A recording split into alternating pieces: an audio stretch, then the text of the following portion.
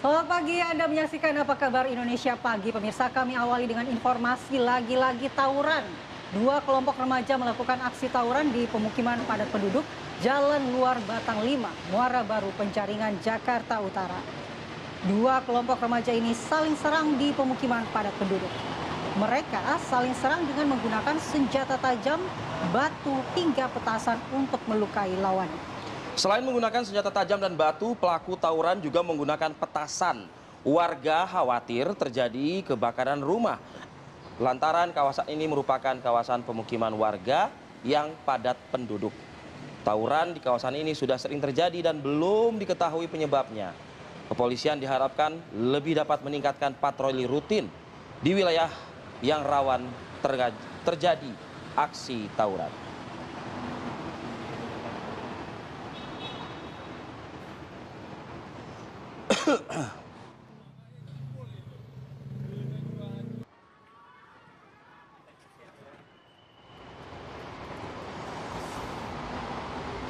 Assalamualaikum warahmatullahi wabarakatuh. Assalamualaikum warahmatullahi wabarakatuh. Selamat pagi pemirsa. Pagi. Saya nunggu pantun ada lagi nggak nih? Ubur-ubur ikan lele. Cakep, ubur-ubur ikan lele. Gas melon susah dibeli, emak-emak pusing leh. Itu dia tuh. Cocok ya? Jadi tema utama nih hari ini pantauan langsung karena memang cukup banyak berserakan di media sosial gambar-gambar dari warga ya yang kemudian diupload. Ini menggambarkan antrian yang cukup luar biasa loh panjangnya. Iya, kasihan karena sih ternyata tempat belinya menjadi terbatas. Ya. Dulu kan bisa beli dekat rumah, di warung. Sekarang harus ke jauh-jauh ke kata mah kalau tengah malam habis gasnya bisa datang ke warung yang sebelah rumah. Sekarang warung sebelah rumah tetap buka.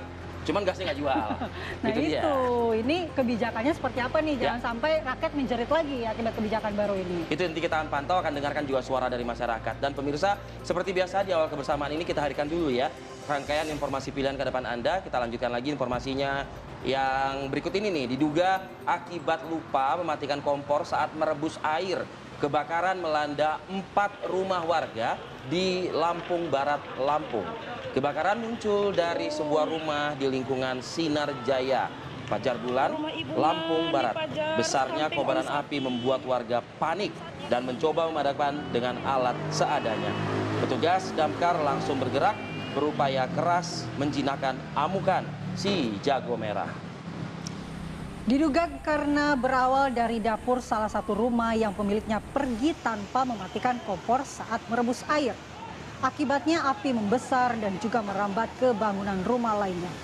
Kebakaran tidak menimbulkan korban jiwa pemirsa, 1 bangunan rumah rusak total dan 3 rumah lainnya rusak sebagian. Kerugian material ditaksir mencapai nominal 500 juta rupiah. Dan ini ingatkan bagi Anda yang akan mengawali aktivitas, meninggalkan rumah, pastikan instalasi listriknya sudah aman ya. Iya. Masih terkait kebakaran ini, kebakaran melanda gudang sofa dan spring bed di Tambun Selatan, Kabupaten Bekasi, Jawa Barat. Akses sumber air yang jauh dari lokasi kebakaran serta banyaknya bahan yang mudah terbakar menjadi kendala proses pemadaman. Sejumlah petugas pemadam kebakaran lebih dari 4 jam masih berjibaku memadamkan kobaran api yang melalap sebuah gudang spring bed di kawasan pergudangan Bispub Tambun Selatan, Kabupaten Bekasi, Jawa Barat. Hingga menjelang dini hari, kobaran api masih belum dapat dipadamkan. Jarak sumber api yang jauh dari lokasi serta banyaknya bahan yang mudah terbakar menjadi kendala dalam proses pemadaman. Meski 12 unit mobil pemadam kebakaran dari Dinas Pemadam Kebakaran Kabupaten dan Kota Bekasi diterjunkan ke lokasi. Dugaan sementara kebakaran terjadi akibat ledakan pada gardu listrik di lokasi. Namun pihak kepolisian masih terus menunggu hasil penyelidikan dari Puslapor Polri untuk mengetahui penyebab pasti terjadinya kebakaran.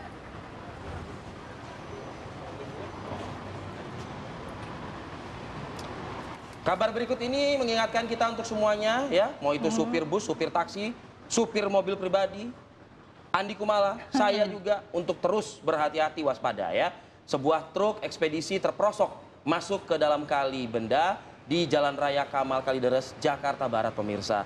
Jadi kita lihat nih, seperti inilah kondisi truk ekspedisi dengan nomor polisi A 9413ZB yang terperosok masuk ke dalam kali Benda di Jalan Raya Kamal Kalideres, Jakarta Barat pemirsa. Dari keterangan saksi mata, truk ekspedisi ini melaju dari arah Jalan Raya Kamal menuju Benda, Tangerang, Banten. Namun setibanya di lokasi, truk tiba-tiba saja menabrak pembatas jalan dan langsung masuk ke dalam kali. Beruntung sang pengemudi berhasil diselamatkan warga. Akibat insiden kecelakaan tunggal ini, arus lalu lintas di lokasi sempat mengalami kemacetan. Setelah 1 jam proses evakuasi, akhirnya truk ekspedisi ini berhasil dievakuasi dan selanjutnya dibawa ke kantor unit Laka Lantas, Jakarta Barat. Jadi mudah-mudahan Pak Pir atau Pak Supir pagi ini kondisinya sudah semakin membaik. Betul. Ya. Bisa juga menjalani aktivitas lagi.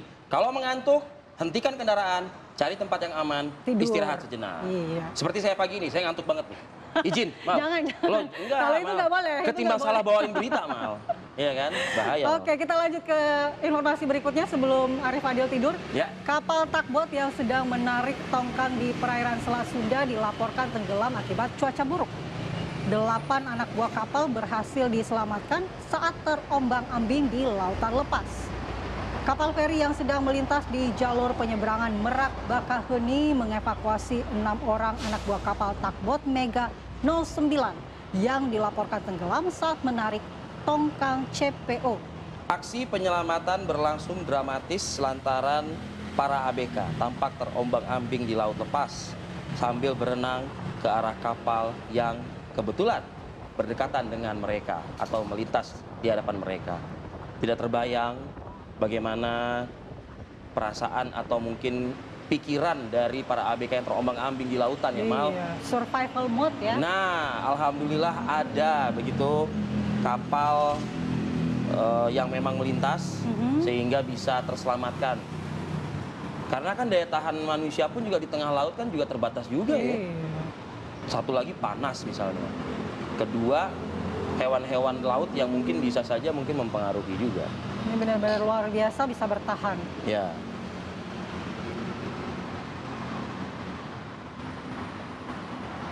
Oke pemirsa, ini ada belasan rumah warga, sebuah musola, dan juga pondok pesantren. Ini kondisinya rusak parah akibat bencana tanah gerak di desa Ratamba, Banjarnegara, Jawa Tengah pemirsa. Puluhan warga pun terpaksa mengungsi karena hingga saat ini tanah di lokasi tersebut masih terus mengalami pergerakan. Jadi kalau dilihat dari layar kaca ya kita bisa membayangkan nih, tanah gerak yang terjadi bahkan juga memutus jalan kabupaten penghubung antara Kecamatan Karangkobar dan Kecamatan Batur. Jalan tersebut amblas hingga tidak dapat dilalui oleh kendaraan roda 2 maupun roda 4. Pihak kepolisian pun telah memasang garis polisi agar warga tidak mendekat ke lokasi bencana lantaran hingga saat ini tanah di lokasi tersebut masih terus mengalami pergerakan. Seiring dengan kondisi hujan yang cukup intens ya, mengguyur Banjarnegara ya, sudah benar itu keputusan warga untuk tidak menempati dulu tempat tinggal mereka. Iya betul, sepertinya karakteristik tanahnya ini cukup rapuh begitu untuk saat ini. Baik, kita ke informasi berikutnya. Ini akibat curah hujan tinggi yang terjadi selama sepekan terakhir, ribuan rumah warga di 4 desa Kecamatan Sayung, Demak, Jawa Tengah terendam banjir. Meski tempat tinggal warga terendam banjir, warga lebih memilih untuk bertahan di rumah masing-masing. Banjir dengan ketinggian mencapai setengah meter merendam 4 desa, yaitu Desa Sayung, Desa Kalisari, Desa Loireng, dan Desa Prampela. Jadi akses jalan yang tergenang banjir membuat warga harus menggunakan alat bantu berupa perahu jukung sebagai transportasi untuk keluar masuk desa. Warga mengeluh belum diperbaikinya saluran air yang tersumbat membuat banjir semakin parah. Dan warga juga khawatir banjir akan bertahan lama mengingat masih intensnya curah hujan mengguyur lokasi mereka. Bahkan 1-2 hari terakhir cukup tinggi intensitas hujan yang terjadi.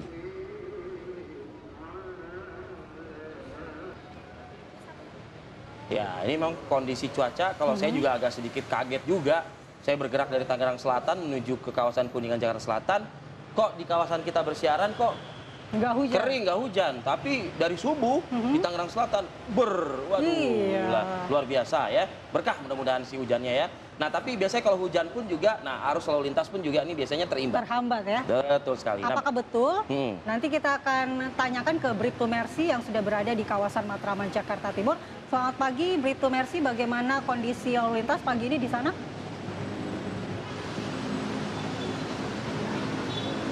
Ya baik, terima kasih Arif Fadil dan juga Andi Kumala. Kami laporkan perkembangan arus lalu lintas pagi hari ini di kawasan Matraman, Jakarta Timur. Yang mana dari pantauan kami pagi hari ini memang sudah terlihat mengalami peningkatan jumlah kendaraan, namun masih bisa terbilang normal. Untuk saat ini sendiri kendaraan dari arah Cawang ataupun dari arah Kampung Melayu yang akan lurus menuju ke arah Senen pagi hari ini terpantau cukup dalam kondisi ramai. Di sini sudah terlihat mengalami perlambatan kecepatan kendaraan menjelang masuknya antrian traffic light saja yang berimbas kurang lebih sepanjang 100 sampai 150 meter ke belakang dengan didominasi oleh kendaraan pribadi roda 2 dan roda 4 maupun juga angkutan umum. Untuk itu kami menghimbau bagi pengendara untuk tetap harap bersabar pada saat menunggu antrian pada traffic light dan juga diharapkan untuk tetap tertib dalam berlalu lintas dengan selalu berhenti sebelum garis stop pada traffic light agar tidak mengganggu kelancaran lalu lintas di lajur lainnya dan juga tidak mengganggu hak pejalan kaki yang hendak menyeberang jalan. Dan untuk kendaraan sendiri dari arah Kampung Melayu yang akan berbelok ke kiri menuju ke arah Manggarai pada pagi hari ini juga masih terpantau cukup dalam kondisi relatif lancar. Kecepatan kendaraan masih dapat dipacu dengan kecepatan berkisar 35 sampai 45 km per jam. Dan untuk kendaraan sendiri dari arah sebaliknya, dari arah Senen yang akan menuju ke arah Cawang ataupun ke arah Kampung Melayu dan juga yang akan menuju ke arah Manggarai, pagi hari ini juga terpantau masih dalam kondisi ramai dan juga lancar. Kami menghimbau bagi pengendara yang akan melintasi kawasan ini untuk tetap berhati-hati, tetap jaga batas kecepatan normal kendaraan Anda, mengantisipasi banyaknya aktivitas pejalan kaki dan juga kendaraan angkutan umum yang berhenti di sisi bahu jalan untuk menaik turunkan penumpang di kawasan ini. Dan juga kami informasikan berdasarkan data IRSMS Korlantas Polri, angka kecelakaan lalu lintas selama 1 kali 24 jam telah terjadi sebanyak 182 kasus laka lantas dengan rincian 12 orang meninggal dunia, 24 lainnya mengalami luka berat dan 254 lainnya mengalami luka ringan. Dan untuk menekan angka kecelakaan lalu lintas, tidak bosan-bosannya kami selalu mengingatkan bagi pengendara untuk tetap tertib dalam berlalu lintas, mematuhi rambu lalu lintas yang sudah terpasang, dan juga diharapkan untuk selalu mengikuti arahan dan petunjuk dari petugas kami di lapangan. Dan untuk informasi arus lalu lintas lengkapnya, pemirsa kami siap melayani Anda di 1500669 atau melalui SMS Center di 9119. Demikian dapat kami laporkan pagi hari ini dari kawasan Matraman, Jakarta Timur. Selamat pagi, selamat beraktivitas, dan salam presisi kembali ke rekan Arif Fadil dan juga Andi Kumala. Baik, terima kasih Bribtu Mercy. Informasi lalu lintas langsung dari kawasan Matraman, Jakarta Timur. Di sana juga cuacanya cerah loh ya. Ya, itu dia. Alhamdulillah cerah ya. Oke, pemirsa, kita jeda dulu sejenak. Tapi ini ada informasi ya, sejak beberapa hari terakhir memang kita ketahui gas LPG ukuran 3 kg atau yang lebih dikenal dengan gas melon ini langka di sejumlah pangkalan di beberapa wilayah. Warga pun kesulitan membeli karena sudah tidak tersedia di warung-warung terdekat oleh mereka. Seperti apa? Informasinya sesaat lagi kami hadirkan selengkapnya untuk Anda. Kembali di Apa Kabar Indonesia Pagi pemirsa, masa dari Aliansi Bela Palestina menggelar aksi unjuk rasa Bela Palestina di kawasan Gedung Negara Gerahadi, Surabaya, Jawa Timur. Ribuan warga Surabaya ini melakukan aksi Bela Palestina dengan berjalan kaki dari sejumlah jalan protokol hingga berakhir di depan Gedung Gerahadi, Surabaya, Jawa Timur. Dalam tuntutannya mereka menyerukan kepada pemimpin Muslim dunia untuk segera mengulurkan bantuan lantaran rakyat Palestina membutuhkan bantuan dari negara-negara Muslim terlebih Indonesia. Masa juga mengajak seluruh umat Muslim memboikot seluruh produk Israel sebagai bentuk perlawanan. Aksi Bela Palestina mendapat penjagaan ketat dari kepolisian Polda Jawa Timur. Petugas sempat menutup arus lalu lintas di kawasan Jalan Gubernur Suryo, dialihkan ke Jalan Simpang Duku, Surabaya.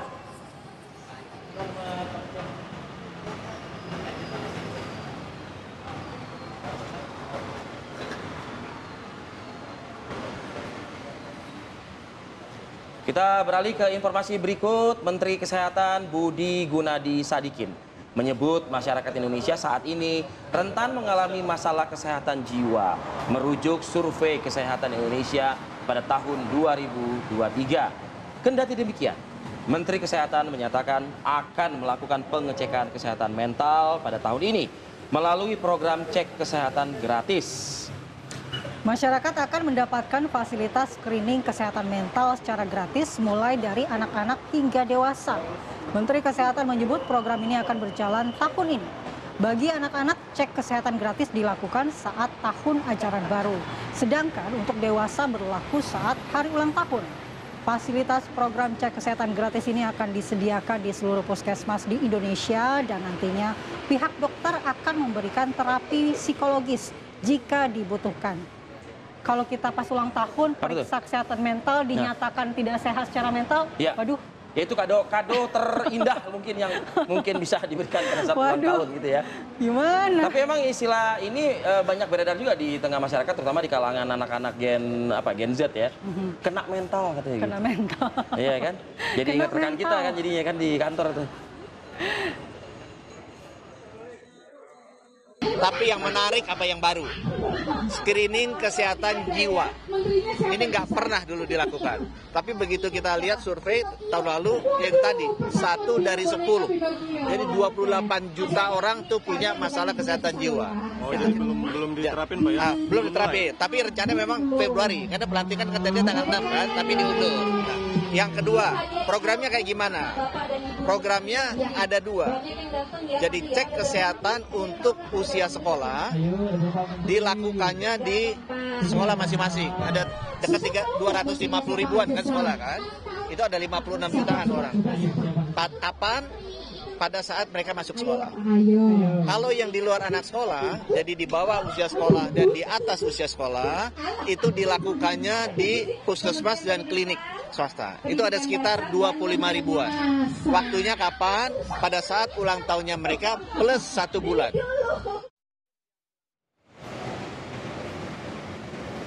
Baik, kita beralih ke informasi terkait dengan yang lagi ribut dan lagi ramai ini gas LPG ukuran 3 kg yang sudah mulai langka di sejumlah pangkalan. Pemirsa, salah satunya di Tangerang, Banten, di mana sejumlah warga ini di wilayah Kota Bumi, Kabupaten Tangerang dan warga Cipondo, Kota Tangerang berusaha mencari ke sejumlah tempat penjualan gas LPG namun tidak berhasil.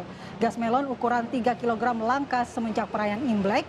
Dan walaupun kosong, ada beberapa tempat masih menyediakan gas LPG dengan syarat pembatasan pembelian. Warga mengeluh kelangkaan gas membuat keperluan rumah tangga seperti memasak tidak bisa dilakukan. Warga berharap pemerintah pusat maupun daerah segera mengambil tindakan ya atas kelangkaan yang terjadi. Sementara di Bandung, Jawa Barat, pemirsa, sejumlah warga juga mengaku harus berkeliling mencari warung kelontong yang menjual gas LPG 3 kg. Banyak warung yang mulai tidak lagi menjual gas melon. Warga terpaksa mencari agen atau pangkalan resmi untuk membeli gas LPG. Sementara menurut agen pangkalan resmi gas LPG, pembelian gas di agen atau pangkalan resmi adalah untuk menghindari penimbunan. Tidak hanya di Tangerang dan juga Bandung, di Jakarta juga kelangkaan gas 3 kg ini terjadi di kawasan Kembangan, Jakarta Barat. Toko sembako yang biasanya menjual gas 3 kg tidak mendapatkan pasokan gas. Ini juga mereka belum mengetahui nih kapan mereka akan mendapatkan pasokan lagi. Jadi para pemilik toko ini mengaku sudah tidak mendapat pasokan sejak 6 hari terakhir. Dalam 1 pekan warga Jakarta mulai mengalami kelangkaan gas.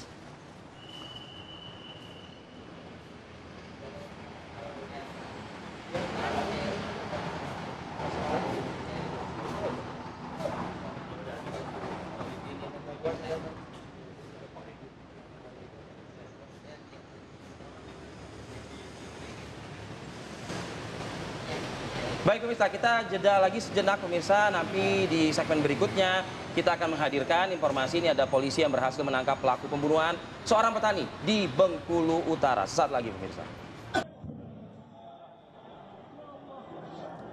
Kembali di Apa Kabar Indonesia Pagi pemirsa, kita hadirkan informasi pilihan untuk Anda. Seorang kori di Kabupaten Biren, Aceh meninggal dunia di podium saat membacakan surat Al-Isra pada peringatan Isra Miraj. Sang kori yang diketahui bernama Teku Hasbi bin Abdullah ini seketika terjatuh saat melantunkan ayat-ayat suci di Masjid Gedong, Kecamatan Kota Juang, Biren, Aceh. Innalillahi wa inna ilaihi rajiun. Tentunya kita doakan semoga arwahnya diterima di sisinya begitu ya. Iya. Dan juga ini pelajaran juga buat kita tuh semua, bahwa ketika beribadah aja kita bisa dipanggil dijemput menghadap maut Sang ya. Khalik gitu loh ya beratnya ya kan.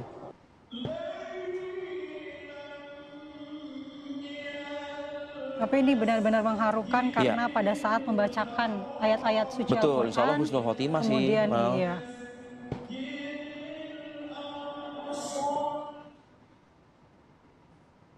Baik pemirsa, ini juga kami hadirkan informasi warga desa Katumbiri, Kecamatan Cigelis, Kabupaten Pandeglang, Banten digegerkan dengan penemuan jasad bayi yang terkubur di area perkebunan dengan kondisi yang sudah membusuk, terbungkus kain berwarna putih. Video yang Anda saksikan ini adalah rekaman warga seketika menemukan jasad bayi terkubur ya di area perkebunan, tepatnya di kampung Sembrang, Desa Katumbiri, Kabupaten Pandeglang. Jasad bayi yang terkubur itu pun membuat geger warga. Anggota kepolisian dari sektor Cigelis dan Inafis Satreskrim Polres Pandeglang segera tiba di lokasi dan langsung melakukan olah TKP. Terlihat bayi terbungkus kain berwarna putih dalam kondisi yang sudah membusuk. Ya, jasad bayi yang terkubur ini ditemukan oleh warga setempat yang penasaran dengan adanya gundukan tanah. Belum diketahui jenis kelamin dan berapa hari jasadnya sudah terkubur. Jasad bayi tersebut langsung kemudian dibawa ke RSUD Berkah Pandeglang untuk dilakukan pemeriksaan lebih lanjut.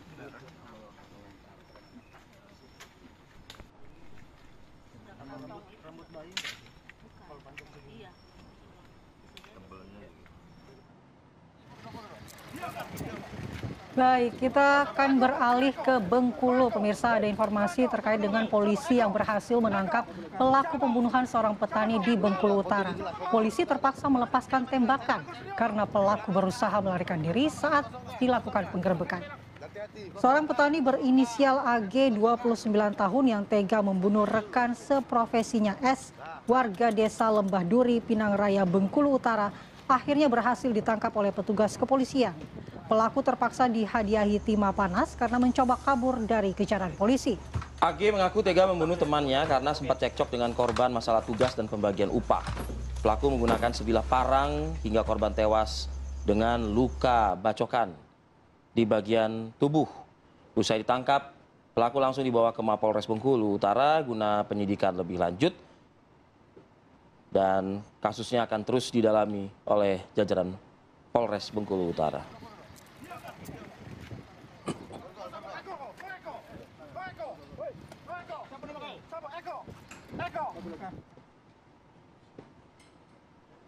Ya, kalau tadi kita sudah membacakan highlight kasusnya seperti apa begitu ya, malah kita coba dalami dengan narasumber kita pada pagi hari ini ada Ibtu Rizky Dwi Cahyo selaku Kasat Reskrim Polres Bengkulu Utara. Selamat pagi Pak Kasat, mungkin ini bisa dijelaskan Pak, kronologis kejadiannya seperti apa Pak? Ya, selamat pagi rekan. Sedikit banyaknya saya akan jelaskan sedikit terkait dengan kronologi perkaranya. Jadi pada tanggal 1 Februari kemarin, sekira hari Sabtu, jadi korban dengan pelaku ini memang sudah tinggal di rumah itu sama-sama selama 3 hari. Selama 3 hari, lalu pada saat itu memang korban dengan pelaku ini kerja sama-sama, yaitu sebagai untuk getah karet, penada getah karet. Lalu setelah itu memang mereka pada saat sorenya ada cekcok mulut sedikit terkait dengan jatah bagi hasil. Dan juga pada saat malam hari kejadian itu memang sempat ada kejadian yang kurang mengenakan di mana tersangka sendiri ini ada melakukan upaya pencabulan terhadap istrinya korban. Lalu korban terbangun sehingga ada emosi, lalu setelah itu terjadi perlawanan antara korban dengan pelaku di mana korban mengambil sebilah celurit dan juga pelaku mengambil sebilah parang dan juga langsung terjadi kejadian seperti itu. Jadi latar belakangnya ada dua. Berarti Jadi latar belakangnya baik, dua, berarti tidak hanya terkait dengan pembagian upah ya Pak Kasat. Ternyata ada upaya untuk mencabuli istri korban, begitu ya Pak ya? Ya, benar sekali. Jadi memang setelah kami dalami lagi terkait kronologi lebih rinci, malamnya itu memang ada kejadian yang sangat tidak menyenangkan di mana tersangka melakukan upaya untuk mencabuli istrinya korban. Baik, pada saat itu berarti terjadi perlawanan dari korban begitu ya Pak Kasat. Lalu bagaimana dengan ini warga sekitar, apakah memang tidak mendengar ada kejadian seperti itu, percekcokan yang kemudian akhirnya menewaskan korban? Jadi kejadian itu memang rentang waktunya tidak lama. Setelah kejadian, si pelaku yang memang sudah 3 hari tinggal di rumah korban sehingga memang tetangga-tetangga juga sudah biasa, si pelaku langsung berkemas barangnya dan langsung kabur saat itu juga. Kejadian sekitar pukul 2 pagi dini hari pada tanggal 1 Februari kemarin. Baik, pada saat itu pelaku langsung kabur kemana Pak? Ya, pelaku langsung berusaha kabur. Kebetulan yang bersangkutan memang orang Lubuk Linggau, Kabupaten Kota Lubuk Linggau, Provinsi Sumatera Selatan. Yang bersangkutan memang sudah dalam keadaan berupaya untuk kabur, dan kami temukan masih di sekitar wilayah Bengkulu Utara di Desa Paninjau, di Kecamatan Batinau, Ya, Kabupaten pelaku Bengkulu dan Utara. korban ini hubungannya apakah hanya sekedar rekan seprofesi begitu, sama-sama bekerja di perkebunan karet, atau memang ada hubungan kekeluargaan karena korban menginap di rumah, maksud kami pelaku menginap di rumah korban ini selama beberapa hari Pak? Ya, jadi sebenarnya tidak ada hubungan keluarga antara korban dengan pelaku, dikarenakan pelaku sendiri juga merupakan pendatang juga, yang dimana yang bersangkutan memiliki domisili di Lubuk Linggau, sehingga hanya ikut kerja saja bersama-sama dengan pelaku di wilayah perkebunan di daerah setempat, di perkebunan karet. Oke, kami ingin juga mempertanyakan proses penangkapan terhadap pelaku yang ada di layar kaca. Kami putarkan ini, Pak Kasat, apakah memang sempat ada perlawanan ya pada saat melakukan penangkapan terhadap pelaku ini? Ya, tentu memang seperti yang bisa dilihat di video, kami mengejarnya cukup sulit juga, namun alhamdulillah dalam waktu 1 kali 12 jam setelah terjadinya tindak pidana tersebut, kita dengan cepat langsung dapat menangkap pelaku. Namun di sisi lain memang ada perlawanan karena memang pelaku sudah ada upaya untuk kabur, sehingga kita lakukan tindakan tegas terukur dengan menuangkan timah panas. Seperti itu. Oke, untuk konstruksi hukum yang diterapkan terhadap tersangka saat ini statusnya ya. Ya, tentunya untuk sementara kami terapkan pasal 338 KUHP terkait dengan pembunuhan. Untuk ancaman hukumannya, Pak Kasat? Untuk ancaman hukuman maksimal 20 tahun penjara. Baik, Kasat Reskrim Polres Bengkulu Utara, Ibtu Rizky Dwi Cahyo, terima kasih atas waktunya pada pagi hari ini. Terima kasih. Selamat bertugas kembali, Pak. Salam sehat selalu. Kembali. Baik. Oke, Mal, kita tinggalkan informasi dari Bengkulu Utara, kita segera masuk ke tema utama kita pada pagi hari ini, Mal. Ini pagi ini, saya tadi berkoordinasi juga dengan KPAI, disebutkan bahwa 3 kementerian pagi ini kabarnya memformulasikan dan untuk segera melakukan kick off ya, terkait regulasi pembatasan medsos bagi anak. Berarti hari ini sudah diketahui apa saja peraturannya, atau baru mau dibuat nih tim? Harapannya hari ini akan segera dirilis lah ya mungkin ya. Baik, kita akan bahas lebih dalam pemirsa, namun kita jeda terlebih dahulu. Tetaplah di Apa Kabar Indonesia Pagi. Menteri Komunikasi dan Digital RI Mutia Hafid mengambil langkah tegas dengan membentuk tim penguatan regulasi perlindungan anak di ranah digital. Salah satunya menyangkut pembatasan usia dalam penggunaan media sosial atau medsos, menghindari paparan konten berbahaya. Untuk menyusun regulasi, Menkom Digi berkoordinasi dengan Menteri PPA, Mendikdasmen, dan Menteri Kesehatan. 3 fokus utamanya yakni memperkuat regulasi penggunaan platform digital bagi anak-anak, meningkatkan literasi digital bagi anak-anak dan orang tua mengenai resiko di penggunaan media sosial. Regulasi ini bertujuan untuk menindak tegas pelaku dan penyebar konten berbahaya yang dapat mengancam keselamatan anak-anak, serta memastikan penegakan hukum yang lebih tegas terhadap pelaku dan penyebar konten berbahaya. Akankah regulasi ini akan mudah diterapkan sehingga ruang digital menjadi aman dan positif bagi tumbuh kembang anak-anak Indonesia? Tim TV One mengabarkan.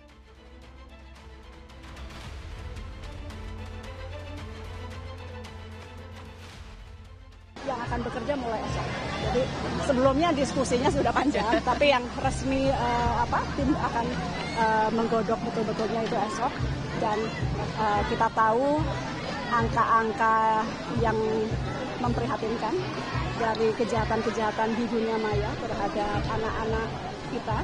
Di antaranya untuk pornografi anak itu Indonesia keempat terbesar di dunia di ruang digital.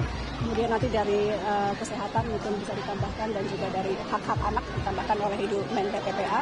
Sehingga kemarin melalui Pak Seskap kami diminta untuk mempercepat proses lahirnya aturan perlindungan anak di internet ini, dan timeline-nya kurang lebih 1-2 bulan. Jadi besok tim akan langsung kerja untuk merumuskan, dan ini timnya tidak hanya dari kementerian saja, dari akademisi. Sesungguhnya dari laporan-laporan dan kasus-kasus yang kami dalami, sebagian besar penyebabnya kami analisa ada 2, pola asuh dan karena pengaruh media sosial yang tidak bijak yang digunakan oleh anak-anak gitu. Jadi ini yang akan kita kolaborasikan lebih lanjut, bagaimana nanti ada salah satu mungkin tentang aturan penggunaan media sosial untuk anak-anak sekolah. Kalau sosialisasinya pas kita bersama-sama, seluruh kementerian saya pikir punya kepentingan untuk itu, bagaimana menyelamatkan anak-anak Indonesia. Ayo selamatkan masa depan anak Indonesia. Salah satunya dimulai dari ini nih, Mal. Setuju banget. Kalau ini banget. saya setuju banget sama pemerintah. Soalnya pusing nih memikirkan masa depan anak-anak ya. Tapi Mal jangan curhat pagi ini, Mal. Kita ngobrol-ngobrol sama narasumber, Mal. Oke, kita sudah hadirkan narasumber untuk membahas lebih dalam terkait hal ini. Sudah ada Mas Kawian, Komisioner KPAI, sudah hadir di Pagi, sini. Mas. Selamat pagi, Mas Arif, Mbak Mala. Sehat, Mas pagi. Kawi? Alhamdulillah sehat. Alhamdulillah. Kemudian juga melalui daring sudah ada Mas Ismail Fahmi, founder Drone Emprit. Selamat pagi, Mas Fahmi. Pagi, Mas Fahmi. Selamat pagi Mbak Mala, Mas Fadil, Mas Kawi juga. Terima kasih, Mas Fahmi. Baik, kita penasaran dan langsung bertanya ke Mas Kawian. Mas Kawi, KPAI terlibat langsung nih, nanti akan memformulasikan bagaimana aturan pembatasan media sosial untuk anak-anak. Dan hari ini informasinya akan dirilis nih, bagaimana tim maupun peraturan pemerintah yang akan dibuat. Nah, bagaimana keterlibatan dari KPAI sendiri? Baik, terima kasih. Selamat pagi para penonton TV One semua. Jadi berdasarkan undangan dari Komdigi yang kami terima tadi malam, bahwa kami diundang untuk mengikuti rapat kick-off tentang kajian penguatan regulasi perlindungan anak di ranah digital. Jadi baru kick-off. Jadi kami tadi malam berdiskusi dengan pejabat Komdigi. Jadi kick-off itu untuk menentukan apakah pemerintah akan membuat undang-undang yang melarang anak berakses di media sosial atau akan menggunakan regulasi yang sudah ada tetapi diperkuat begitu. Jadi kick-off baru kick-off gitu. Nah, kami sendiri dari KPAI tentu mendukung penuh ya atas rencana tersebut, karena kita lihat faktanya di lapangan sudah begitu banyak ya, banyak sekali, bukan cuma banyak anak-anak yang menjadi korban dari penyalahgunaan media sosial. Karena memang media sosial ada di sini, 88% anak Indonesia terkoneksi dengan internet dan sebagian besar dari mereka pengguna media sosial. Gitu. Oke, Mas Kawi, pertanyaannya kemudian, kita kan negara nomor 4 nih untuk aspek pornografi gitu ya. Nah, undang-undang sudah ada, kata Mas Kawi, tapi nah, apakah perlu lagi dibuat undang-undang baru kan begitu? Nah, KPAI melihatnya seperti apa? Dari undang-undang yang ada masih cukup rentan, lemah kah? Tidak rigid begitu? Perlukah ada undang-undang baru yang lebih rigid lagi? Begitu? Oke, ada 2 hal yang harus menjadi pertimbangan pemerintah dalam membuat regulasi tentang perlindungan anak di ranah digital. Pertama, bahwa anak itu punya hak untuk mendapatkan informasi ya, informasi yang mendukung tumbuh kembang anak-anak itu sendiri. Yang kedua juga hak mendapatkan perlindungan dari penyalahgunaan informasi tersebut, konten tersebut yang ada di ranah digital. Nah, sebenarnya kalau bicara soal undang-undang ya, kita berani mengatakan bahwa undang-undang itu sudah cukup mengatur perlindungan anak di ranah digital, ya. Seperti Undang-Undang ITE yang sudah mengalami revisi 2 kali, terakhir Undang-Undang nomor 24 tahun nomor 1 tahun 2024. Persoalannya adalah digital. Nah, digital itu kan setiap anak ini pegang. Nah, ketika lembaga pendidikan, sekolah, dan orang tua tidak bisa atau tidak punya waktu untuk melakukan pengawasan, nah di situ masalahnya. Sementara kecenderungan setiap anak untuk mengetahui hal-hal baru, ya, keponya tinggi banget. Apapun akan mereka buka. Curiosity-nya. Sementara mereka sudah terkoneksi dengan internet dan sebagainya. Iya. Berarti orang tua terbatas untuk melakukan pengawasan sehingga negara akan membantu dengan membuat regulasi, begitu ya Pak? Ya, nah regulasinya nanti ini tidak hanya terkait pemakaian, tapi juga kepada aplikasinya mungkin?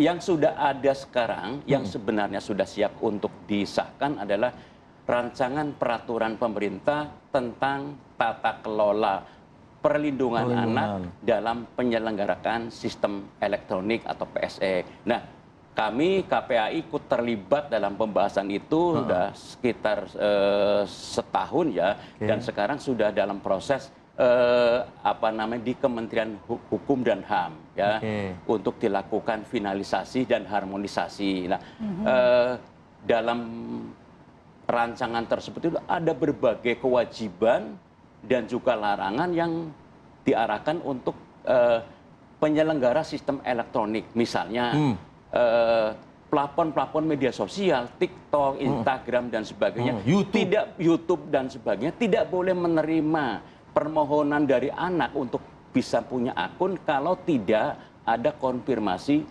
dari orang tua, konfirmasi langsung, ya. Jadi kalau tidak ada konfirmasi, maka anak tersebut tidak bisa memiliki akun media sosial. Di sisi lain juga ada sejumlah kewajiban yang intinya adalah bahwa platform media sosial harus memiliki komitmen yang tinggi terhadap perlindungan anak. Misalnya tidak ada iklan rokok dan sebagainya, tidak ada iklan game yang mengandung kekerasan, mengandung pornografi juga, pornografi dan sebagainya. Oke, menarik nih. Asalkan mungkin PSE tersebut mau tunduk ya dengan regulasi yang memang harus tunduk. Harus tunduk. KPAI tegas mengatakan harus tunduk. Nah, saya ingin ke Mas Ismail Fahmi dari Drone Emprit. Mas Fahmi, seberapa mungkin bisa dikatakan mengerikankah kalau misalnya Anda Drone Emprit ini berselancar ya di online dan juga media sosial digital lah mungkin, seberapa mengerikannya kah gitu loh kondisi anak yang bersinggungan dengan digital ini? Baik Mas Wadil, jadi Drone Emprit memonitor ya, ada percakapan yang luar biasa ini sejak tahun 2018. Dan tadi malam ketika saya diminta untuk pagi ini di sini, saya kumpulkan lagi data, tapi kebetulan terakhir tahun 2022. Sekarang pun kalau di Twitter juga nggak jauh beda ya, bahkan lebih parah lagi. Jadi dulu Twitter itu membatasi panjang video. Nah, sekarang tidak dibatasi, bahkan bisa berjam-jam. Dan kalau sekarang itu konten-konten pornografi di Twitter itu bisa berjam-jam juga sama di sana. Dan kita kumpulkan data, yaitu yang terakhir itu bulan Maret, jadi Januari, Februari, Maret, saya ambil cuma 3 bulan saja itu. Itu ada sekitar 2 juta, hampir 2 juta percakapan ya, di Twitter saja. Dan kalau kita lihat usia mereka yang mengakses, yang memposting, terkait juga postingannya, ini luar biasa. Mereka yang di usia di bawah 18 tahun itu bisa sampai 38% ya, itu penulisnya di situ. Dan memang itu ada sekitar 300-an ribu pengakses di Twitter saja pada periode itu. Dan yang anak-anak ya, bisa dikatakan 18 tahun ke bawah itu bisa jadi 16, mungkin juga 14, kita nggak tahu usianya. Dan ini menggunakan artificial intelligence untuk mendeteksi usia gitu, dan itu cukup besar. Ini dari sisi demografinya saja. Dan yang lebih parah itu kalau kemudian kita lihat apa sih yang mereka akses. Jadi Drone Emprit menggunakan banyak sekali kata kunci yang terkait dengan pornografi di Indonesia ya. Misalnya kata-kata bokep dan lain-lain itu banyak sekali saya nggak bisa sebutkan. Dan itu seperti ini peta ini. Peta ini menggambarkan apa? Ini adalah peta jejaring konten hanya dalam waktu 3 bulan saja. Dan menurut ukuran yang saya perhatikan ini biasa pengalamannya, selama saya, ini luar biasa besar. mereka sharing konten terkait dengan pornografi dewasa, anak, tante, dan lain-lain itu banyak sekali. Dan terkait dengan anak-anak juga sangat tinggi. Dan ini kalau bisa dibayangkan apa? Kalau seandainya anak-anak mengakses Twitter, mereka pura-pura lah menjadi orang dewasa atau apa kayak gitu. Dan mereka akan mudah sekali terpapar. Jadi kemarin mereka melihat mereka mudah sekali terpapar oleh konten-konten pornografi. Ini nih yang bisa kita lihat ya dari gambar ini. Ini baru di Twitter saja, mungkin belum di tempat yang lain. Dan terutama kalau di Twitter itu sekarang jauh lebih bebas. Ini akan menjadi tantangan saya kira nanti bagi pemerintah bagaimana bisa mengurangi lah konten ini. Pengalaman kami ya ketika kita mencoba bareng sama Kominfo waktu itu, konten-konten seperti ini kan ada nih. Mengandung kata kunci anak, kemudian juga ada SMA, ada juga SMP itu kalau nggak salah sebelumnya, ada Brondong, ini kan menggambarkan konten-konten yang sifatnya berurusan dengan anak ya. Jadi ada proses normalisasi ya, seolah konten-konten terkait dengan anak itu jadi seperti normal, ada banyak. Jadi seperti genre sendiri itu di Indonesia, belum lagi yang lain-lain gini.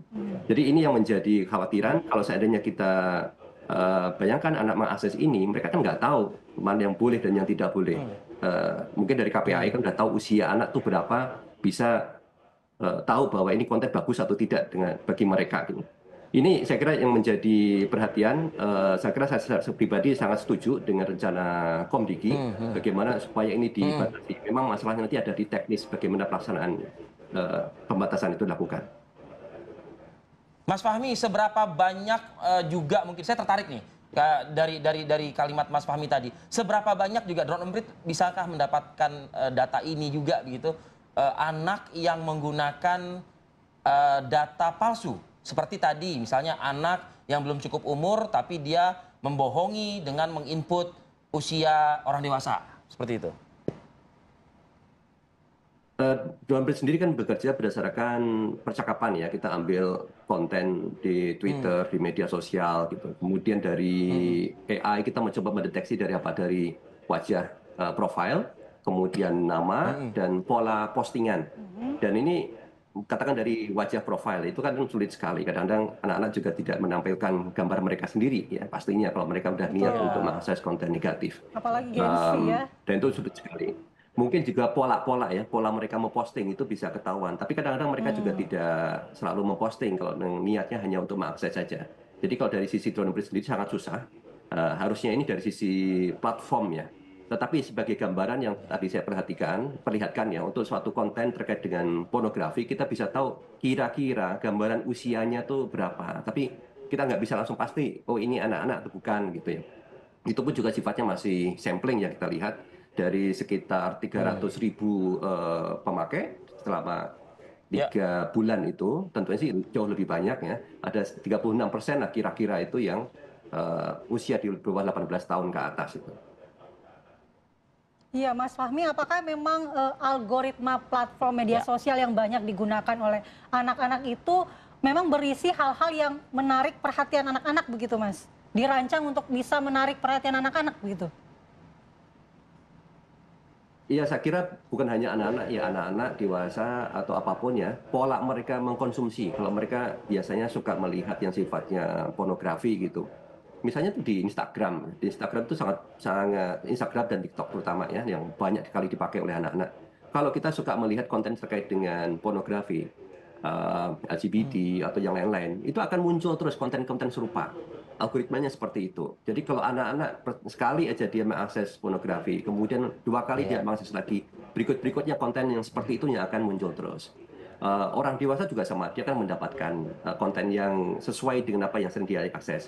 Cuma yang membedakan di sini, jadi orang dewasa dia punya kesibukan bekerja, ada rasa tanggung jawab, mungkin dia bisa menilai atau membatasi, oke ini terlalu banyak sehingga saya harus stop gitu. Tapi kalau anak-anak, mungkin mereka akan ngikutin nature-nya saja, kurang terlalu bisa menahan diri barangkali ya, nggak bisa menilai, mengevaluasi ini bagus atau tidak buat saya gini. Jadi ini yang menjadi hambatan, tantangan besar bahwa algoritma akan kena kepada siapapun, terutama anak, dan anak tidak bisa melawan itu.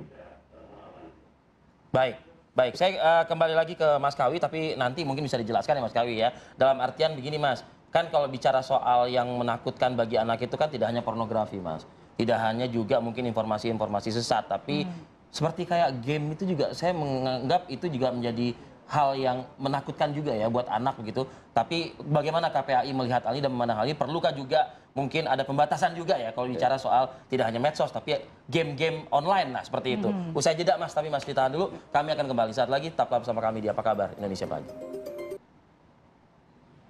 Oke, kembali lagi di Apa Kabar Indonesia Pagi. Mas Kawian dari PAI, mungkin kita perlu juga mendapatkan perhatian atau sorotan juga ya. Tidak hanya pornografi, informasi sesat dan lain sebagainya. Tadi data sudah dihadirkan oleh Drone Emprit kan. KPAI memandang perlukah juga diperluas misalnya tidak hanya media sosial tapi game online juga gitu. Oke, tadi Bang Fahmi sudah menyodorkan data tentang keterlibatan anak dalam pornografi. Kita juga masih ingat data yang disampaikan oleh PPATK bahwa ada 197.054 anak yang menjadi korban judi online. Itu kan satu jumlah yang tidak sedikit. Kami belum lama ini berkunjung ke Sumatera Selatan untuk menemui 2 anak yang menjadi promotor judi online. Sampai jadi promotor judi online. Kedua, usia anak ini berapa Mas? SMK, 17 tahun. Ya, karena berkenalan dengan seseorang di media sosial, kemudian dipengaruhi, diiming-iming oleh uang 1,5 juta per bulan, maka dia juga punya follower di Instagram yang cukup banyak. Influencer lah ya mereka. Influencer. Ya. Jadi sekali lagi bahwa berdasarkan fakta itu, satu lagi yang ingin saya sampaikan bahwa korban-korban seksual ya juga pelaku seksual anak ya yang merupakan dampak langsung maupun tidak langsung dari media sosial. Dan sekarang bukan cuma perempuan, laki-laki juga pun, anak-anak laki-laki pun sudah menjadi korban dari kekerasan seksual yang pelakunya adalah laki-laki juga. Seperti yang dibongkar oleh Polresta Bandara Soekarno-Hatta, 5 anak laki-laki menjadi korban kekerasan seksual dari 8 korban dari 5 pelaku laki-laki juga. Yang komunikasinya lewat media sosial. Jadi sekali lagi bahwa rencana pemerintah untuk membuat penguatan regulasi yang memberikan perlindungan anak di ranah digital harus kita dukung. KPI mendukung penuh dan saya sudah lama menyatakan bahwa itu harus segera dibuat kalau kita ingin menyelamatkan anak-anak kita. Berarti tidak hanya media sosial, konfirm ya Pak, dengan aplikasi game online juga akan game diatur? online masuk dalam penyelenggaraan sistem elektronik, PSE. Digital itu ya? Digital itu. Maka termasuk di dalamnya adalah game online.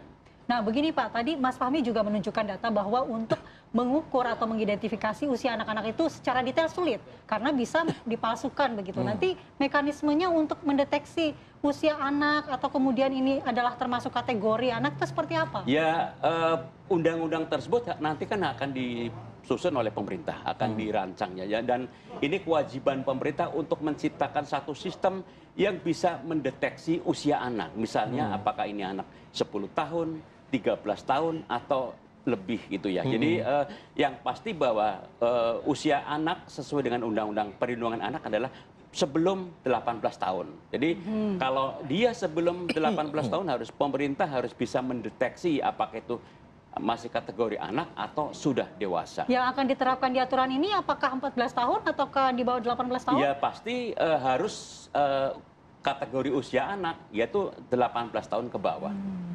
Tapi efektivitas implementasi lapangan nanti dengan regulasi yang mau sebagus apapun ya Mas Kawian ya. Tentunya kan ini kan melibatkan sejumlah stakeholder juga. Keluarga, sekolah, lingkungan, ya kan. Nah KPAI mendesak hal ini juga nggak sih sebetulnya? Saya berharap bahwa regulasi yang akan dibuat oleh pemerintah nanti, apapun namanya, apakah itu undang-undang atau peraturan pemerintah, mempunyai kekuatan lebih ya, yang bisa memberikan perlindungan anak di ranah digital. Rigid tadi ya. Dengan pasal-pasal yang konkret ya, yang menjadikan semua penyelenggara sistem elektronik untuk patuh kepada regulasi tersebut. Namun yang tidak boleh kita lupakan adalah peran orang tua ya. Karena sebagian besar waktu anak-anak itu ada sama orang tua. Sama dengan keluarganya. Bagaimana orang tua mengawasi, membersamai ya, membimbing dan sebagainya. Nah, persoalannya adalah banyak orang tua yang secara digital itu pengetahuannya kalah dari anak. Jadi literasi digital nggak bisa melakukan pengawasan, nggak bisa melakukan pembimbingan, pendampingan dan Khawatirnya sebagainya. orang tua dibohongin sama anaknya juga. Ya, itu sangat mungkin ya, sangat mungkin. Iya, anak-anak sekarang kan pintar mencari celah, Pak. Iya, Karena jadi- kalau ditutup satu celah, dia bisa mendapatkan celah yang lain. Belum lagi juga banyak orang tua yang punya secara literasi digital punya kemampuan, tapi juga mungkin tidak punya waktu. Betul. Jadi saya berharap nanti ketika ada regulasi baru adalah yang juga digarap adalah orang tua. Misalnya pemerintah membuat sekolah-sekolah untuk orang tua atau kelas ya, sifatnya adalah semacam kursus pelatihan atau apalah yang membuat orang tua itu juga melek teknologi sehingga bisa melakukan pengawasan, membersamai, membimbing dan sebagainya. Ya, oke. Saya ke drone emprit lagi nih ke Mas Ismail Fahmi, Mas. Dari aspek IT misalnya ya, Mas ya, dari aspek IT begitu, implementasi nyatanya nanti itu seperti apa? Harapan lah mungkin dari Mas Fahmi di drone emprit, bila mana nanti regulasi sudah jadi begitu ya, tidak ada lagi mungkin bisa anak-anak yang membohongi data.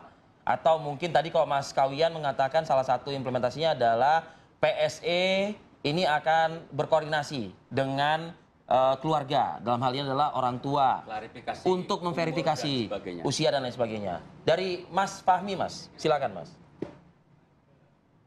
Ya, pertama kalau kita lihat ya dari soal literasi, yang kita harapkan literasi itu memang sulit sekali. Sudah berapa lama kita mencoba untuk membangun literasi, itu juga belum terimplementasi dengan baik.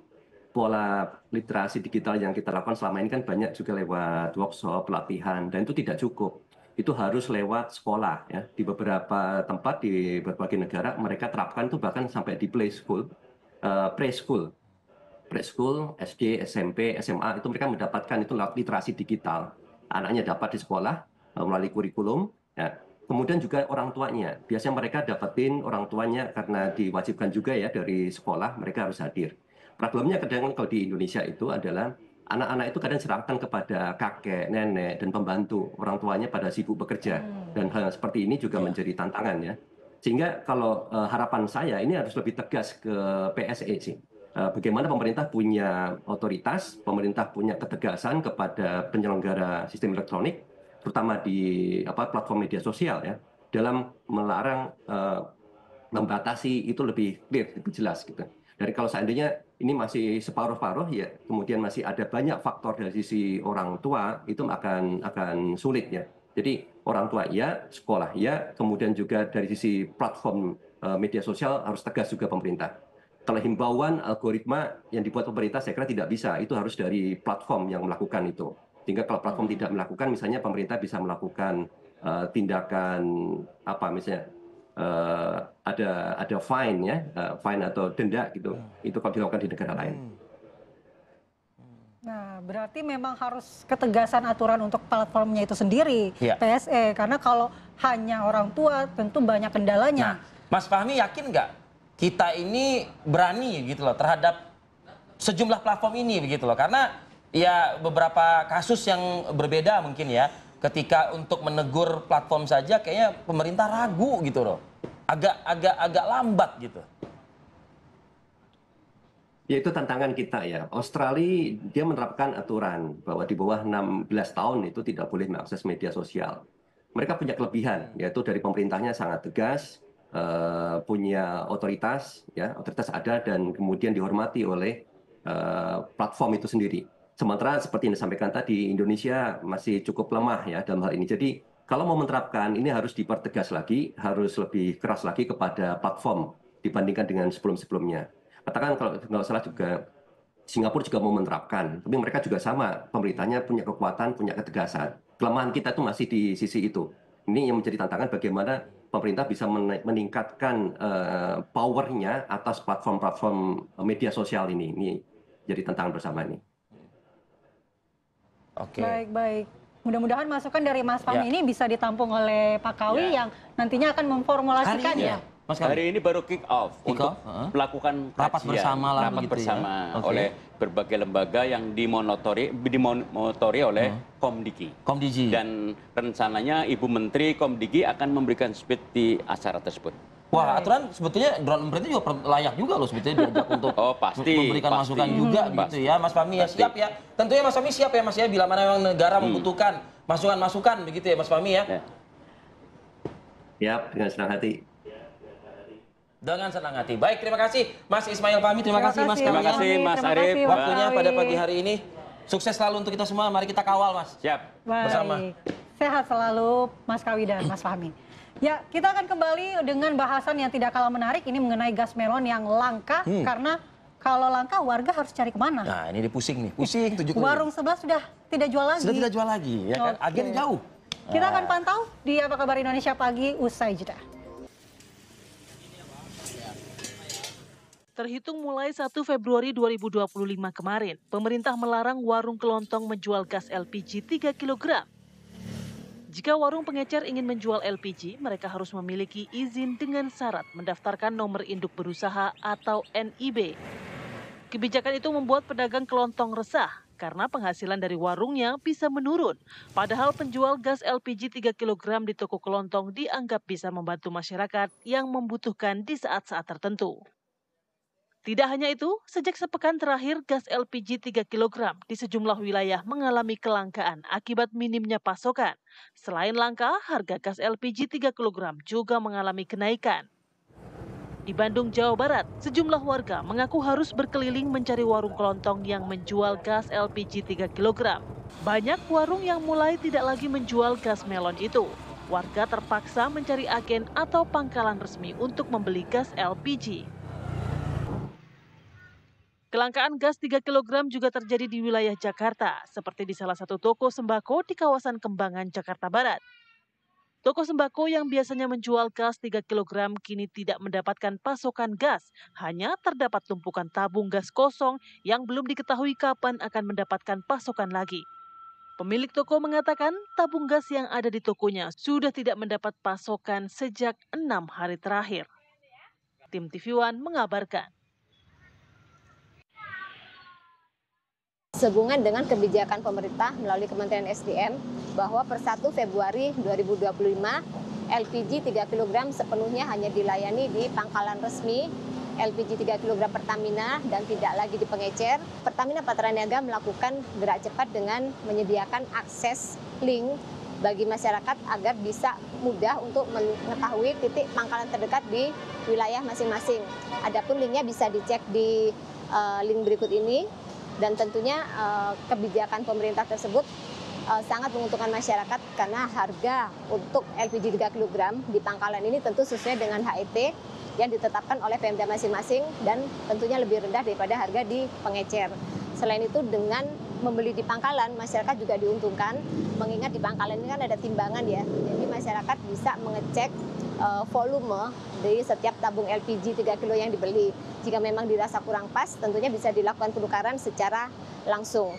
Dan tentunya ini merupakan bagian dari upaya subsidi tepat untuk meminimalisir upaya-upaya penyelewengan di lapangan seperti antara lain pengoplosan. Dan bagi masyarakat yang masih memerlukan informasi lebih lanjut ataupun bisa juga menanyakan titik pangkalan terdekat ini melalui call center Pertamina 135.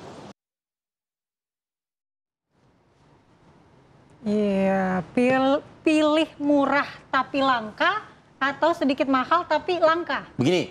Gimana tadi? Misalnya jaraknya setengah kilo atau 1 kilo dari rumah saya gitu. Bensin buat keluar ke sananya. Sama jatuhnya ya. Tapi nggak usah nanya ke Rif ya. Rif Adil kan nggak pakai gas melon. Kita tanya ke warga yang menggunakan gas melon. Sudah ada Josephine Kezia bersama warga masyarakat. Silakan Kezia. Ya, ini Kezia berada di salah satu lokasi ya. Sudahkah bisa kita bergabung? Karena pasti bicara soal pagi hari ya, ini banyak sekali pasti masyarakat-masyarakat yang memang sudah terbiasa menggunakan gas 3 kg atau gas melon di rumah tangga mereka yang mendatangi lokasi-lokasi yang biasa ya, tadinya warung gitu. Nah sekarang nih seperti yang di pangkalan dong ya. Seperti yang kita lihat nih saat ini di layar kaca, ini mereka harus jalan meninggalkan rumah mereka nih di Pondok Cabe nih. Iya. Dan Rempoa, Tangerang Selatan. Wow. Udah jauh-jauh ternyata sampai situ masih harus antri. Masih harus antri Waktu juga. memasaknya jadi Gimana di Sebetulnya rumah? kan ada kemudahan juga katanya kan. Jadi kalau mau warung-warung itu tetap menjual gas melon, Harus mendaftar, itu registrasi. betul. Nah, tapi seperti apa? Apakah memang warung-warung ini sudah memahami persyaratan untuk mendaftarkan nomor induk tersebut? Kezia, bisa dibantu informasinya dari Anda, silakan. Ya, Rifadil, Andi Kumala dan juga pemirsa, betul sekali per 1 Februari 2025 kemarin pemerintah menetapkan bahwa masyarakat ini tidak bisa lagi membeli tabung gas 3 kilo atau gas melon di warung eceran, namun masyarakat hanya bisa membeli langsung melalui pangkalan yang sudah terdaftar resmi di PT Pertamina. Dan saat ini kami akan mengajak Anda, Arif Fadil, Andi Kumala dan juga pemirsa untuk bertanya langsung kepada masyarakat bagaimana tanggapan mereka soal kebijakan ini. Sudah ada bersama kami saat ini di salah satu pangkalan, salah satu pembeli. Halo Ibu, selamat pagi. Pagi. Ibu namanya siapa Bu? Ibu Dede. Bu Dede, biasa beli gas ini di pangkalan atau eceran Bu? Eceran. Iya. Ibu sudah mendengar bahwa ada kebijakan baru kalau nantinya masyarakat ini tidak bisa beli gas melon di eceran, hanya bisa beli di pangkalan. Ini tanggapannya seperti apa Bu? Kalau saya pribadi sih kurang setuju karena saya kan jualan sore. Jadi kadang-kadang kan pangkalan udah tutup. Kalau lagi pas kita mati tiba-tiba kita mau ada pembeli. Terus gimana kalau nggak ada di warung? Kita kan suka larinya ke warung. Dan warung pun kalau misalkan nggak dikasih LPG gitu kan biasa penghasilan dari LPG ntar yang warungan juga jadi penghasilannya mengurang. Nggak ada lah. Tapi sekarang lagi susah, misalkan di warungan boleh-boleh aja diadain ya. Tapi ya harganya jangan sampai naikinnya, jangan keterlaluan juga gitu. Ya standar lah, kalau misalkan dari pangkalan 20, oke lah ngambil lebih 3.000, 2.000 gitu nggak masalah kan. Oh sekarang berarti memang benar sedang langka ya Bumi? Langka banget, udah seminggu yang lalu ini udah seminggu sekarang itu udah nggak ada. Kita kalau ngantri pun kadang-kadang satu orang satu. Iya. Biasanya berapa Bu memang? Biasanya beli kalau di pangkalan kadang 16, 18 gitu. Sekarang kan 20 karena langka. Kalau kita sebagai masyarakat menengah ke bawah ya, nggak setuju sih kalau warungan ditutup. Maksudnya harus belinya ke pangkalan aja. Karena kita di saat kita lagi ada konsumen yang jajan gitu, kita tiba-tiba mati mau beli kemana gitu. Sedangkan kan pangkalan nggak standby buka. Rata-rata kan pangkalan jam 6 udah tutup. Kita dagang malam. Jadi nggak apa-apa ya Bu, agak mahal dikit, yang penting di warung masih tetap ada gitu ya untuk tabung gas melon. Mahal juga jangan inilah, kalau sekandainya naik sama 2.000 sih oke-oke aja lah ya. Baik Bu, langka begini gitu. Ya, baik, terima kasih banyak Bu Dede sudah mau berbagi. Ya, terima kasih banyak. Selamat melanjutkan aktivitas ya. Nah pemirsa, tadi salah satu tanggapan dari masyarakat dan sekarang kita akan coba tanyakan langsung kepada salah satu pemilik dari pangkalan gas LPG 3 kilo. Sudah ada Ibu Zida bersama kami. Selamat pagi Bu Zida. Pagi. Oke, Bu sudah mendengar bahwa ada kebijakan bahwa nantinya masyarakat hanya bisa membeli gas LPG 3 kilo ini di pangkalan saja Bu. Tanggapannya gimana Bu? Kalau menurut saya ya, kita mengikuti kebijakan pemerintah itu harus ya Mbak. Tapi kan kembali lagi ke konsumen ya, bagaimana mereka apakah keberatan atau tidak, kita kembali begitu aja. Kalau bagi saya beli di mana, di pangkalan boleh, misalkan nggak ada pengecer pun ya bagaimana masyarakat saja saya. Ini Bu biasa ngambilnya dari mana Bu? Saya ambil dari agen saya, dari PT Agen Daya Prima.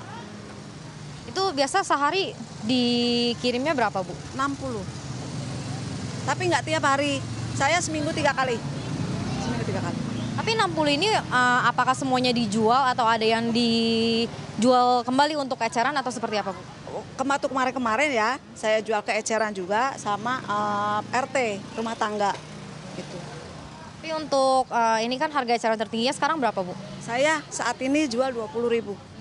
Saya 20.000 untuk saat ini ya. Kalau enggak saat ini saya 19.000. Ini karena lagi begini kan, saya 20.000. Tapi ada keluhan dari masyarakat nggak sih untuk harga yang sekarang? Kalau warga enggak, alhamdulillah ya. Kadang gas baru datang nih mobilnya, udah pada ngantri, udah pada bawa tabung, udah bawa KTP gitu. Enggak sih, alhamdulillah nggak ada komplain. Tapi ini benar ya Bu, berarti lagi langka ya Bu untuk gas? Ini aja saya nggak ada pengiriman hari ini, nggak ada pengiriman. Untuk hari ini saja atau dari beberapa hari lalu untuk nggak ada pengiriman? Sabtu masih ada, Ahad kan libur. Ini hari ini nggak ada. Saya lihat kan saya pakai jadwal saya nggak ada pengiriman. Berarti dari Sabtu kemarin ini belum ada pengiriman? Kalau Sabtu ada, Ahad ya libur kan. Hari Senin, hari ini nggak ada. Tapi berarti ini untuk menyambut masa puasa, ini seperti apa Bu? Apakah mudah-mudahan nanti lancar ya distribusinya ya, mudah-mudahan. Kita kan pasti masyarakat pasti memerlukan gas ya untuk masakan, namanya mau bulan puasa ya. Kami minta sebagai warga ya, biar pendistribusiannya lancar aja Mbak. Baik, terima kasih banyak Ibu Zida. Selamat melanjutkan aktivitas. Ya, terima kasih. Nah, pemirsa, kami akan lanjutkan Apa Kabar Indonesia Pagi on location bersama narasumber kami yang lainnya. Tetaplah bersama kami. Narasumber dari Yayasan Lembaga Konsumen Indonesia (YLKI) sudah ada bersama kami, Pak Sudaryatmo. Selamat pagi Pak, apa kabar? Pagi pemirsa TV One. Pak, ini kalau melihat kebijakan pemerintah soal gas LPG 3 kilo yang tidak lagi dijual eceran, gimana Pak melihatnya Pak? Ya, terima kasih. Jadi kalau dalam konteks upaya untuk menjadikan penyaluran subsidi LPG 3 kilo tepat sasaran itu kita dorong. Cuma dalam pandangan lembaga konsumen langkah dengan menghapus pengecer untuk mendistribusikan LPG dan didorong untuk menjadi agen itu tidak cukup gitu loh.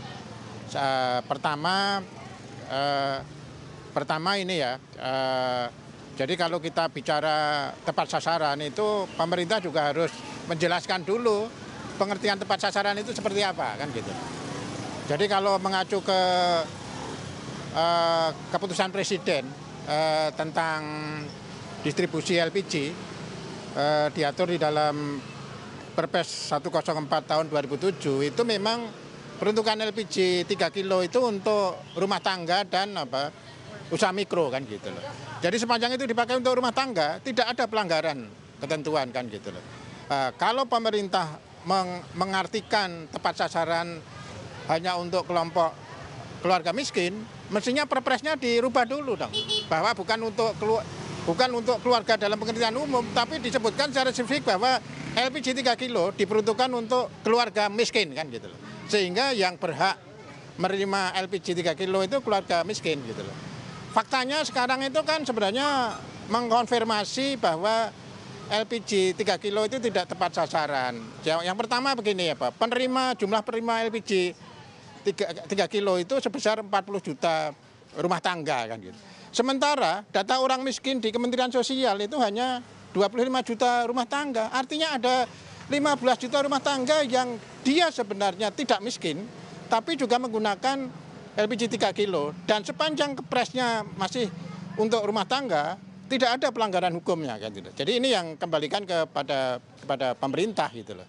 Jadi kalau pengertian tepat sasaran itu hanya untuk orang miskin, mestinya perpresnya dirubah dulu bahwa LPG 3 kilo itu hanya untuk orang miskin kan gitu. Satu itu. Kemudian yang kedua, bagi sebenarnya begini ya, bagi konsumen itu kan sederhana aja. LPG 3 kilo itu tersedia dan harganya sesuai dengan HET kan gitu. Kalau di lapangan itu ada kelangkaan LPG dan kalau ada harganya itu di atas harga HET, seperti di sini HET-nya itu 16.000, itu pelanggaran hak konsumen. Dan kalau ada pelanggaran konsumen, mestinya pemerintah SDM itu menegur Pertamina. Gimana ini kok tidak tersedia dan harganya di atas HET kan gitu. Tapi kalau dari sisi konsumen, tadi kan kita juga sempat bertanya-tanya nih kepada warga, nih bahwa mereka merasa keberatan kalau misalkan hanya bisa dibeli di pangkalan saja. Ini gimana Pak melihatnya Pak? Ya itu tadi ya Pak. Jadi sebenarnya kan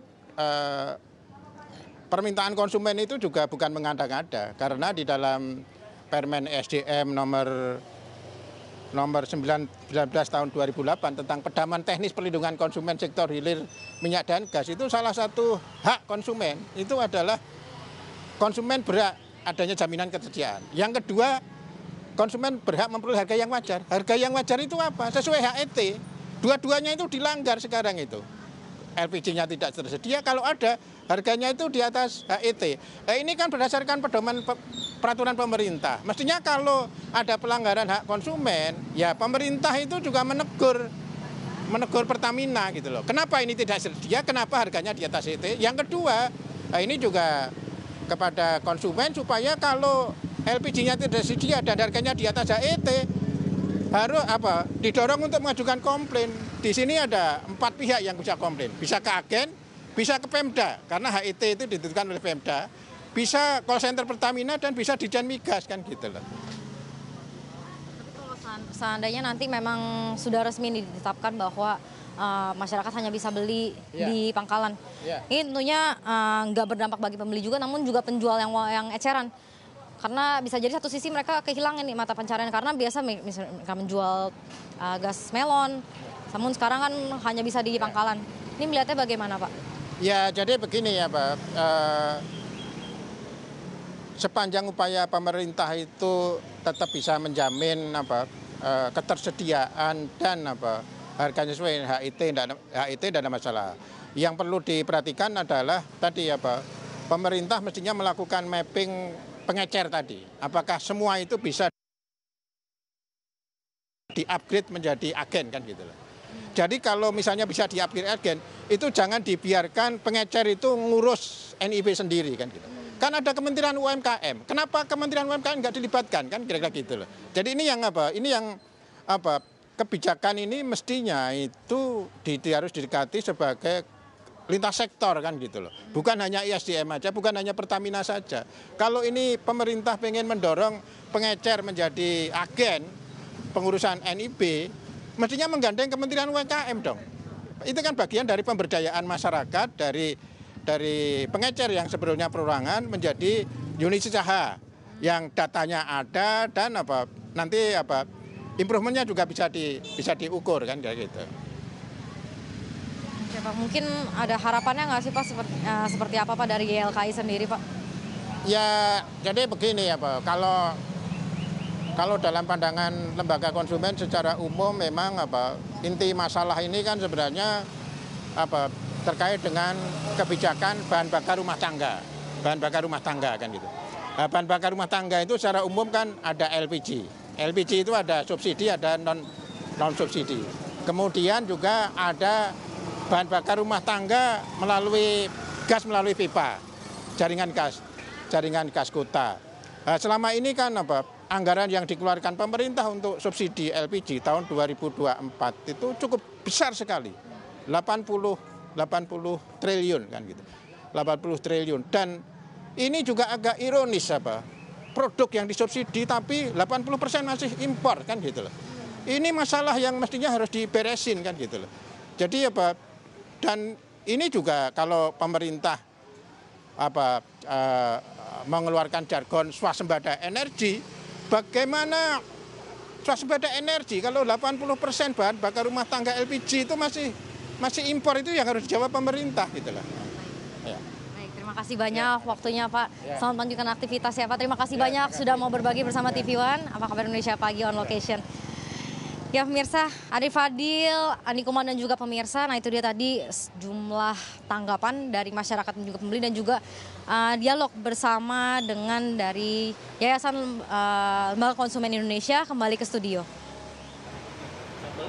Baik, Josephine Kesian tadi meminta bagaimana tanggapan masyarakat, kemudian juga ada YLKI yang membahas terkait dengan harusnya membeli di pangkalan yang ada NIB-nya. Betul, untuk kedepannya seperti itu ya. Dan kami ini berusaha juga untuk melibatkan sih sebetulnya pihak dari pemerintah juga, tapi setidaknya sosialisasi yang kami lakukan sebagai fungsi media begitu sudah kami hadirkan ke depan pemirsa pada pagi hari ini. Baik, kita akan jeda dulu sejenak pemirsa. Kami menyimpan rangkaian informasi viral yang ada di media sosial usai jeda pariwara berikut. Jangan kemana.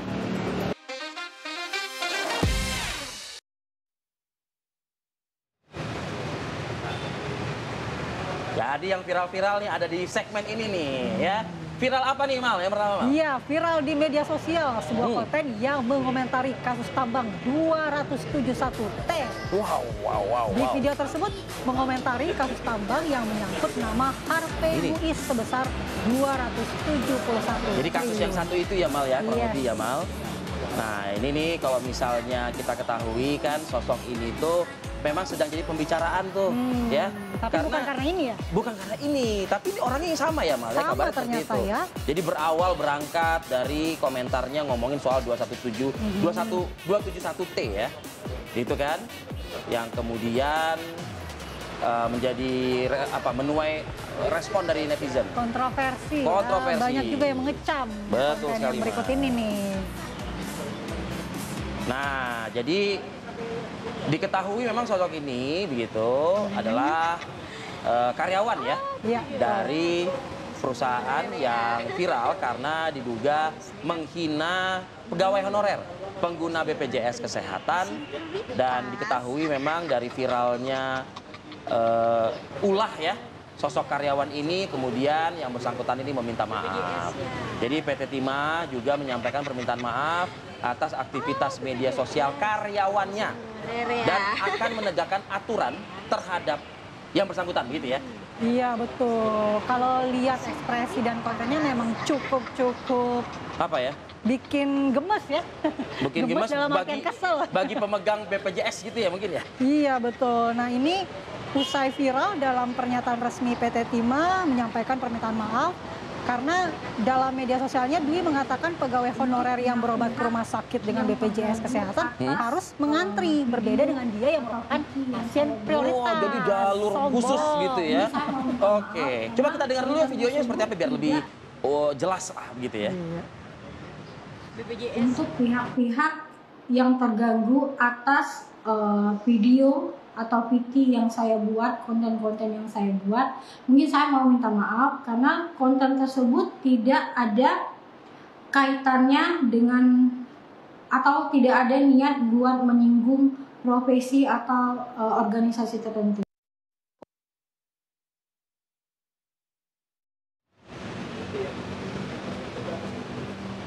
Baik.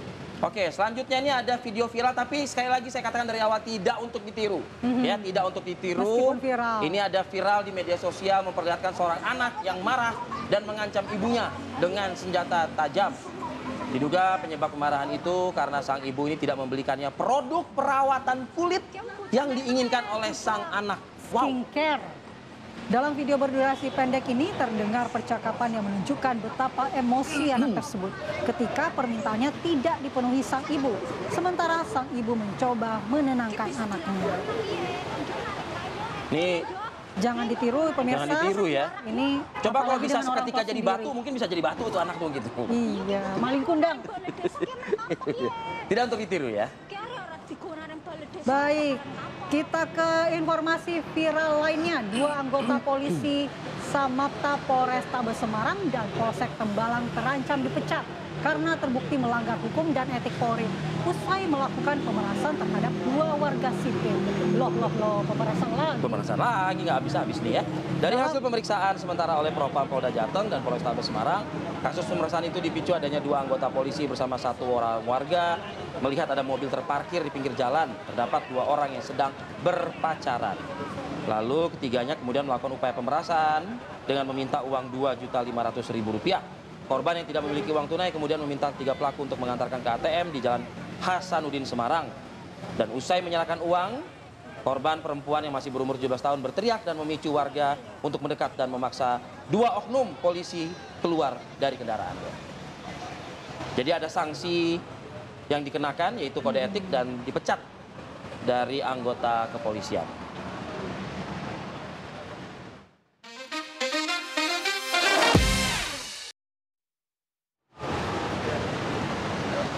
Iya, sudah kita sajikan kabar viral. Iya. Masih banyak sebenarnya, tapi kita sisakan untuk besok. Masyarakat itu ya kalau misalnya udah megang handphone, itu ketika mau ngerekam apa misalnya kecelakaan, peristiwa apapun ya gitu, itu ngomongnya gini, ini viral nih.